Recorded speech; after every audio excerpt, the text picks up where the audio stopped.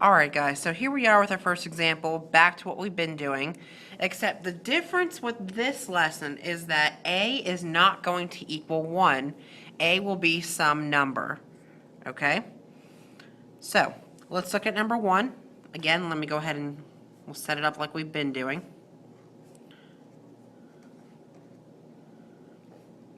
Alright, now, A in this case is what? Yes, it is not 1, and I know you guys aren't used to writing 1s. Right? Because I've been saying to you over and over and over again, what is A? So, in this case, it is 7, B is 16, and C is 4. Okay? So, we need to make our big X. Remember, the top is A times C. Okay, so 7 times 4 is going to give us 28. And the bottom is going to be 16, whatever B is. Okay? So we are looking for now two numbers that multiply to 28 and at the same time add to give you 16. Okay? Now in this video I will show you once more how to use the calculator. However, for this I'm not going to use it because I do know the numbers.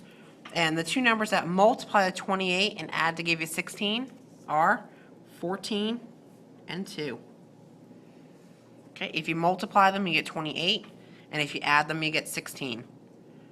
Okay, now, we're so used at this point to dividing by 1, however, we're not going to divide by 1. You're going to divide by, right, 7. Okay, and why is it 7? Because that is what A is, and I believe with every problem that I did in the last video, I said to you guys, divide by what is A, and it just so happened that A in the last video was all 1s, but in this case you just need to be careful as to what is A. Okay? Now, from here, from the last video, we would have stopped if we were in the last video. However, the new piece of this is, if you see a fraction here that can be reduced, you have to reduce it. So, I know 2 over 7 is not going to reduce. That is what it is. Okay, but I know 14 over 7, I think that divides. And that divides in to give you a 2. Now, I want to write it as a fraction, so I'm just going to throw a 1 underneath it. And you're going to use the reduced fraction, guys. That's why we're reducing. We need to use that new fraction. Okay? So, here we go. We're ready to go now.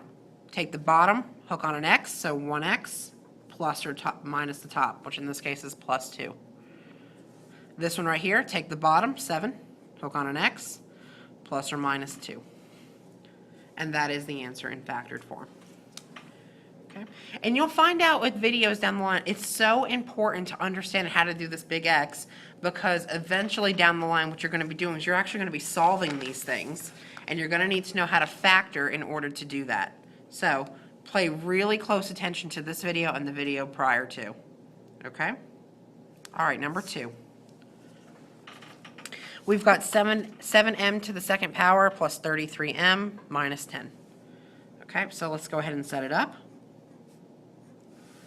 Okay, A, B, and C, let's label what those are.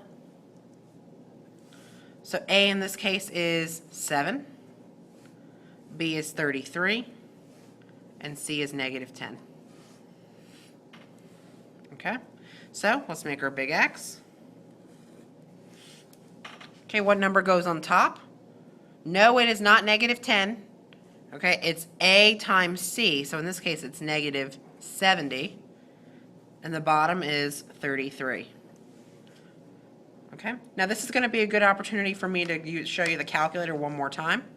So, in order to use the calculator to get our factors for us, remember we're going to use the y equals function in the calculator.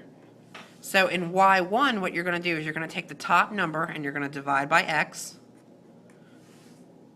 Okay?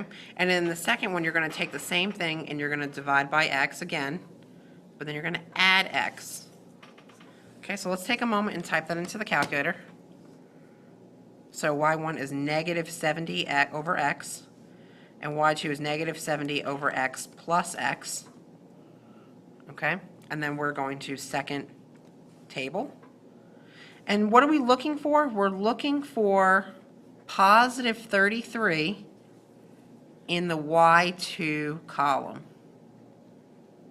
Okay, so I'm going to scroll down until I find positive 33 in the y2 column. So keep going.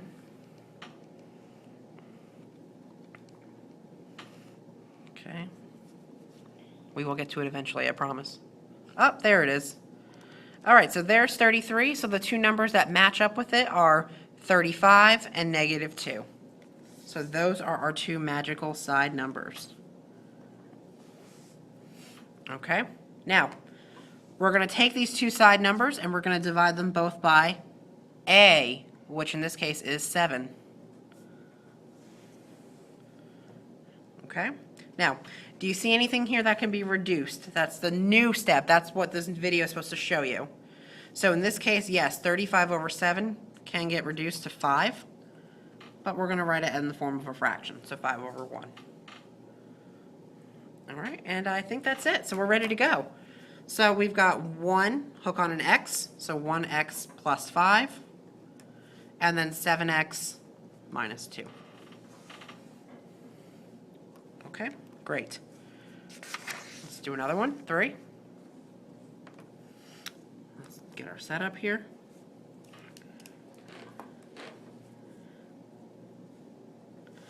All right, so A in this case is 5, B is 48, and C is negative 20.